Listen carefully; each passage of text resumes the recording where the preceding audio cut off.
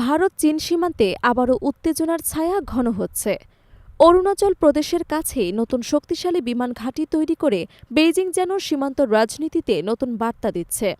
এই ঘাঁটি শুধু অবকাঠামো নয়, বরং এশিয়ার আকাশে প্রভাব বিস্তারের কৌশলগত পদক্ষেপ বলেই মনে করছেন বিশ্লেষকরা। চীন ভারত সীমান্তের মাত্র ১০৭ কিলোমিটার দূরে তিব্বতের লুঞ্চি এলাকায় নির্মিত হয়েছে নতুন এক সামরিক ঘাঁটি।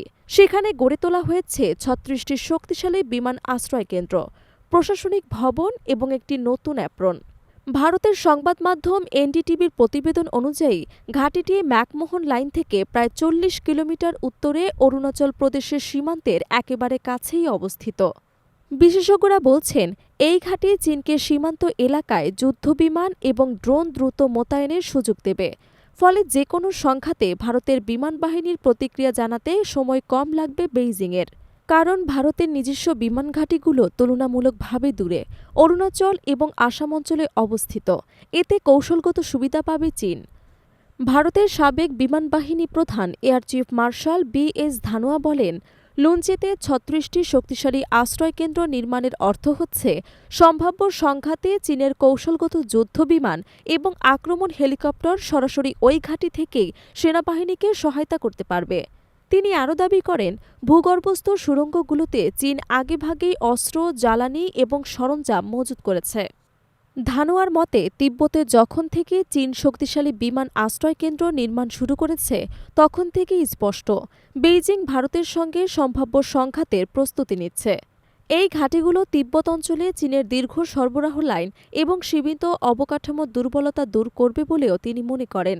বিশ্লেষকদের মতে, লুঞ্চে ঘাটির নকশা শুধু প্রতিরক্ষামূলক নয়, বরং আক্রমণাত্মক অভিযানের উপযোগী করে তৈরি করা হয়েছে। জানা গেছে, চীন উচ্চতা ভিত্তিক যুদ্ধ পরিচালনায় সক্ষম বিশেষ ধরনের ড্রোন তৈরি করেছে, যা ১৬,০০০ ফুট উচ্চতা থেকে স্বল্প পাল্লার ক্ষেপণাস্ত্র নিক্ষেপ করতে পারে। এসব ড্রোন পার্বত্য অঞ্চলে অ্যাডভান্স স্ট্রাইক প্ল্যাটফর্ম হিসেবে কাজ করবে। এই নতুন ঘাঁটি ভারতের জন্য বড় নিরাপত্তা চ্যালেঞ্জ হয়ে দাঁড়িয়েছে। সীমান্তের উঁচু এলাকায় দ্রুত বিমান ওঠানামা এবং ড্রোন অপারেশনের মাধ্যমে চীন যে কোনো সময় আধিপত্য দেখাতে পারবে বলে আশঙ্কা বিশ্লেষকদের।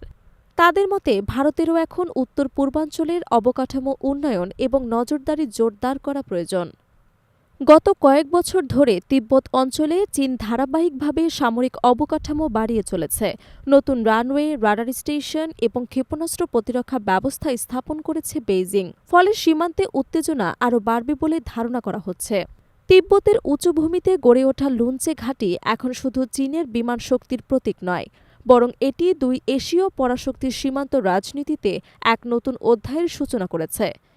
বিশ্লেষকদের মতে, সীমান্তে এই অবকাঠামো প্রতিযোগিতা ভবিষ্যতে দক্ষিণ এশিয়ার কৌশলগত ভারসাম্যে নতুনভাবে সংজ্ঞায়িত করবে।